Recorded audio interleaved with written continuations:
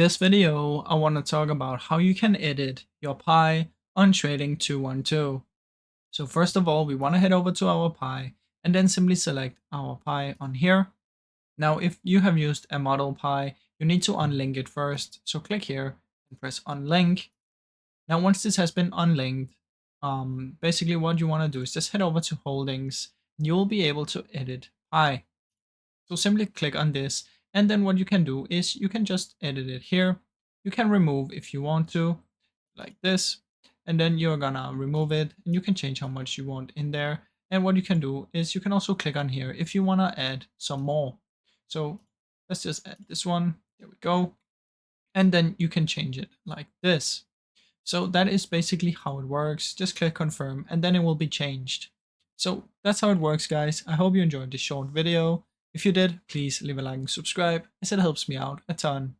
Thank you so much for watching.